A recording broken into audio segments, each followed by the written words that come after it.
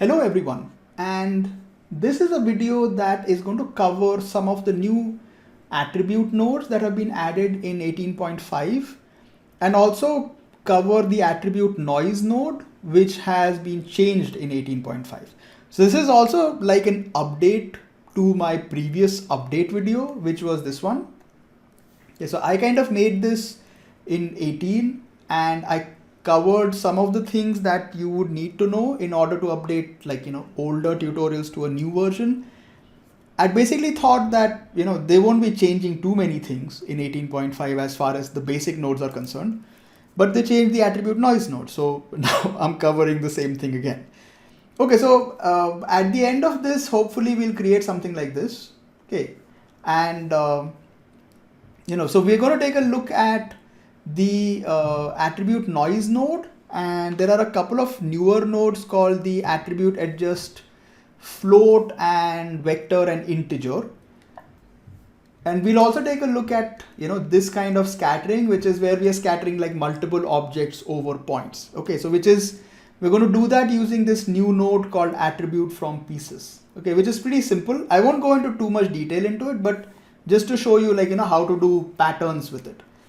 Okay, so to get started, I'm going to take a grid and I'll keep it to 50 by 50. And what I'm going to do first of all is I want normals on this because I'll use them later. Okay, so I'm just going to do wrangle and I'll add normals. So at n is equal to at n. And then I'm going to delete the points. So I'll take add and we'll delete these points. And what I'm also going to do is from here, I'm going to pick up my basic object. So I have three objects. I have a tube and I have a box and I have a platonic object. Okay, let me just zoom in a bit. Yeah. So this and tube. Okay. And then I've just given them colors. So, three different colors, three different objects and merge them together. Okay. Because we need to use them to do the scattering. Okay, so I'll take this, I'll copy it and I will paste it here. So it's just a little less work. Okay, so let's just start with the attribute noise node. Okay, so I'm going to take the attribute noise, and the reason they sort of changed it is because now it can affect or you can set it for anything. So you can set it for points, vertex, primitive or detail. Okay, so it just makes life a little easier. I'm going to set it for float, so you can do vector or float. They've changed, the basic change has come in here, at the noise value level, because you can't find the remap anymore. Okay, so that's primarily what I need to explain. So I'll set it to float and I'll create a custom attribute called noise. And if you want to visualize it, I can just, connect it to this. And you can click this little sort of locator icon and that sort of visualize it for you. Okay, now what I want to do is I just want to set up my my basic scattering.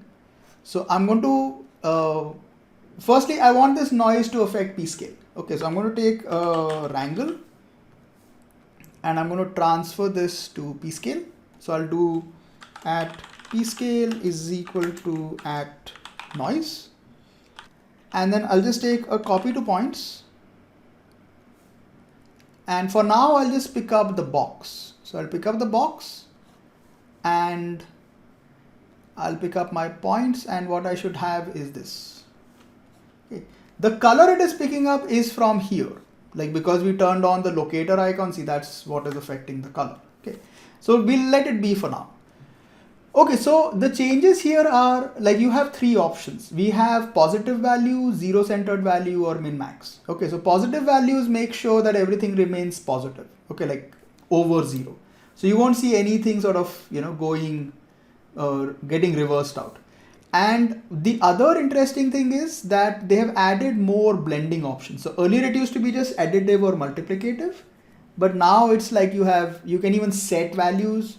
You have add, subtract, multiply, minimum, maximum. So you have like more options. You also have this option called output raw values, which I don't know what it does. You can also do enable remap. So you can define like, a ramp if you want to. Okay, so this is like positive value. And then down here you have all the various noise types, which is the same. you have, element size. If you come into fractal, you have roughness. You can turn on animation. Okay, you can, if the pulse duration increases, it's slower. If it's lower, it is faster. Okay, like if I increase this, see, it slows down. So all of this stuff is the same. You can do minimum, maximum, you can do warping, like basic noise options.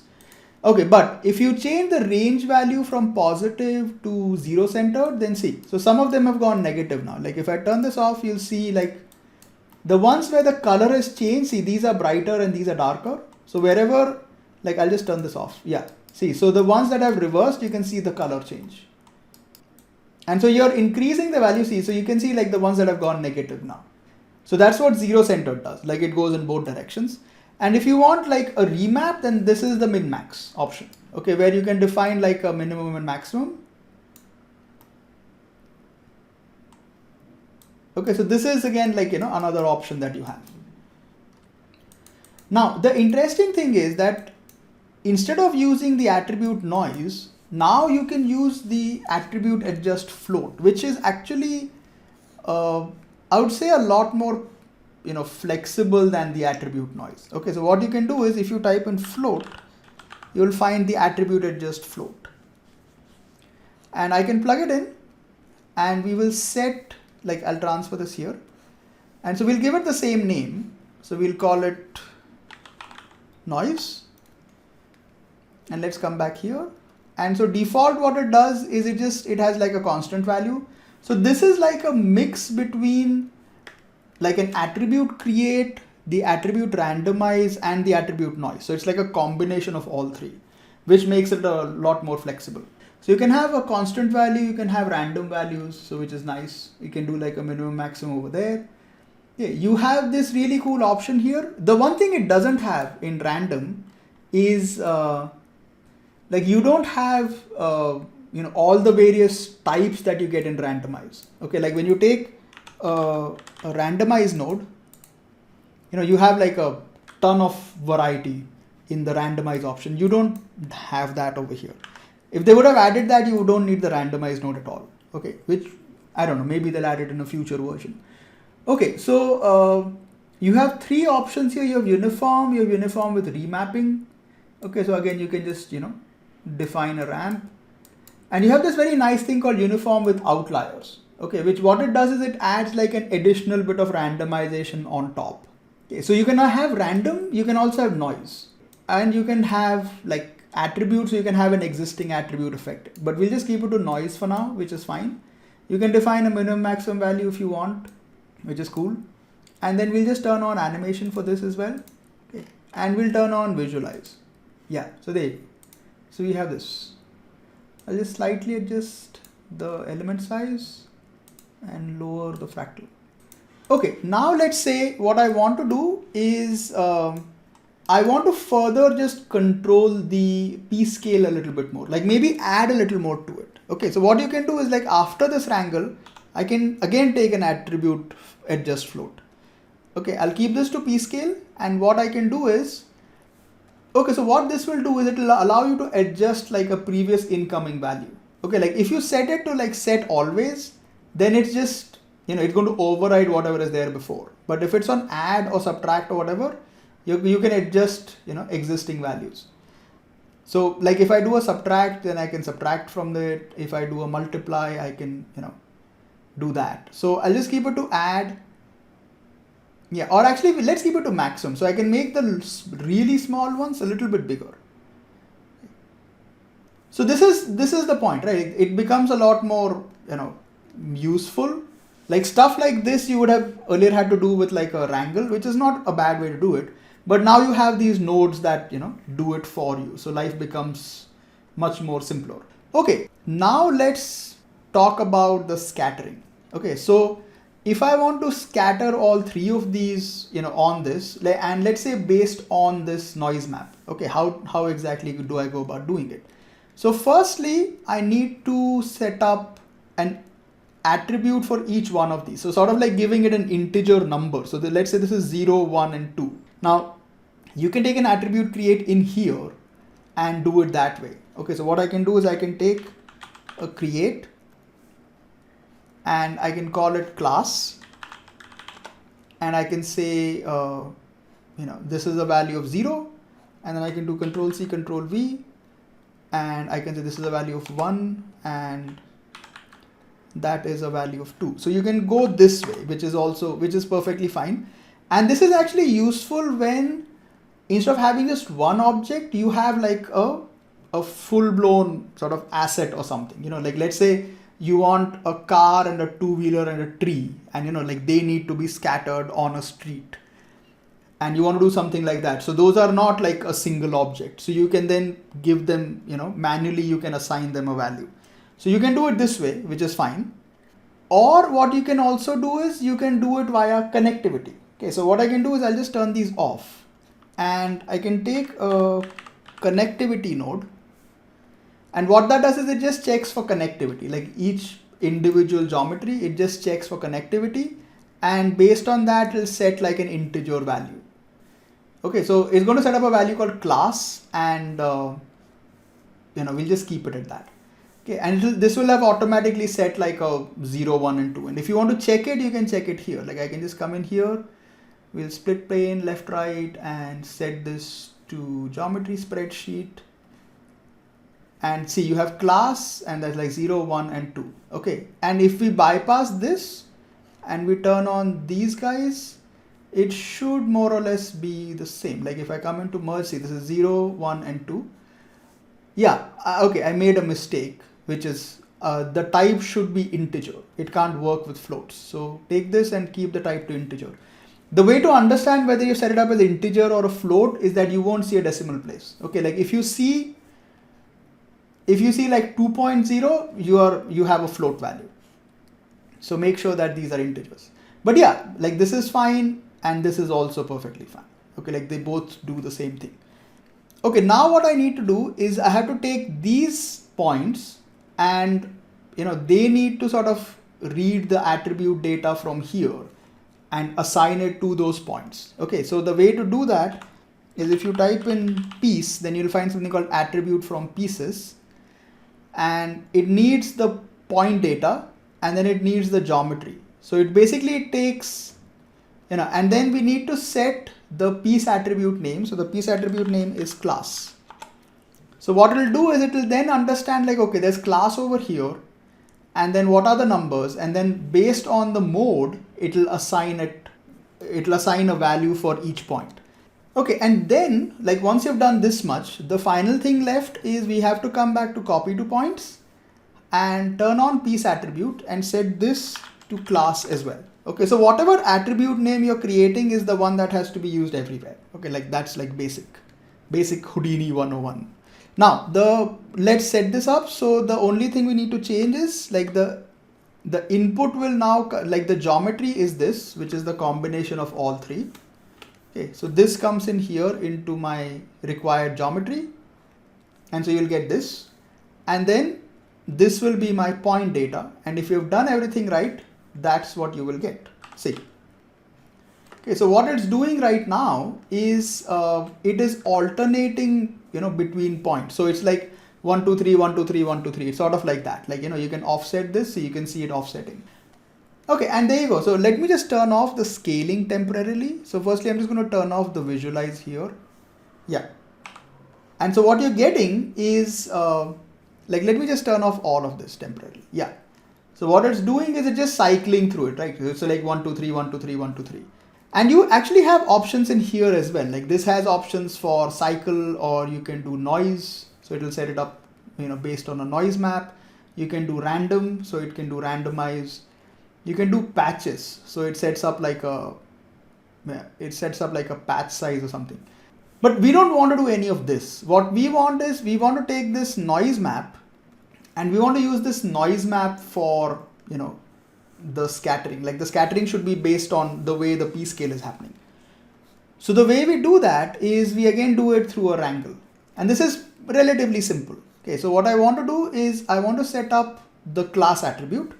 Okay, so I'll just do I at class. So if it finds a class up here anywhere, it'll automatically override any of these modes in there. Yeah, so I'll do at class, and we're converting a float to an integer. So it will be a float of at noise. But this itself is not going to do much. Okay, like see, you're getting a little bit. Okay. Because the problem is like the value here is just 0 to 1.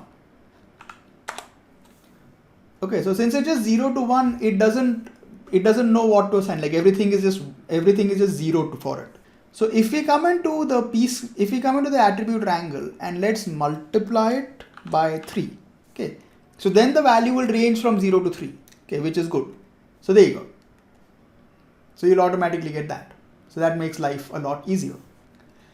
Okay, now if I want to further control this, I can take an attribute at just integer and we'll call it class. And then if we want, like we can do additional things with it. Like if I start adding a value to it, you'll see that it eats up everything. Okay, because what it's doing is like when I go 1, now it's gone from 1 to 4. Okay, so there's nothing from 1, like 0 disappeared, right? So the object that was attribute 0, like class 0 is gone. Okay, so you can sort of like, so if you want, you can actually animate this. See, so you can actually like do something fancy with this. So you can do additive, you can subtract. So I can do stuff like this. Okay, and then you can further on if you want to randomize it a little bit more. So I can randomize it a little bit more. Or you can add additional noise on top of it. Okay, so you have like various options. Or you can do like enable post process and maybe do like minimum maximum. So we can control it that way as well. Okay. And if we come back to our original noise and maybe if we set up like a remap here. So if we say uniform with remapping. See, so I can like, adjust some values here like that. Let's try something. Let's come back to the wrangle and we'll multiply it by 2. Yeah, there you go. Not 0 to 3 because our objects are 0, 1 and 2. So don't multiply it by 3, multiply it by 2. Okay. And there you go. So you can get, like more fancy stuff. So these are like the new nodes that you have. You have the adjust float and adjust integer. There's also like an adjust vector, but that's like you can modify color or velocity or any vector value. Okay. But you can try that out on your own. It's nothing, it's the same, it's nothing different from this. Okay, so now as a final thing, let's also take a look at the scatter and align node, but in a very specific way. Like let's say I want to adjust the rotation and something of these guys. Like let's say I want them to rotate based on the noise map. So the way you can do it is I can take a scatter and align over here. Okay, so these incoming points, I want to further just, add some stuff on top of it. So I can just connect them to both of them. So there's like an input and a constraint points. Okay, and we can just say add attributes to existing point cloud. Okay, and I can just drop that in the middle. Like if this is not connected, it doesn't work. So you have to connect it into both. Okay, because I don't have like polygons, right? I just have incoming points. Now what you can do here is like you can do some uniform scaling and stuff, which is not important. But what I can do additionally is I can give them rotation. So I can come in here and I can rotate them. Now this is the reason why we had to add normals. If it doesn't have normals and if they are just points, the rotation doesn't work as predicted. Okay, like it just does something. And like the offset angle doesn't work and nothing works. But if you have normals, then it will start working. So make sure your points have normals. If you're going to go this way, if it's directly on a polygonal geometry, it doesn't matter. Okay, so you can do like, random rotation. You can go negative also with this, which is fine. But what I can do here is I have this offset angle option. Okay, and I can say offset scale by attribute and I can call it noise. And let's make this 360. So what will happen now is when you play through this, you'll see them sort of, randomly rotate. Yeah, let me just slow down the speed of that. Yeah, see, so you can see them sort of like, rotate a little bit.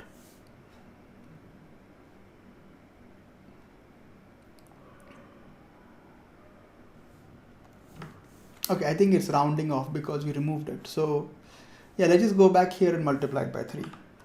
Yeah, there you go. Okay. But yeah, so now it can sort of do a little bit of rotation based on, yeah, see, there you go. So based on the noise map, it's now rotating.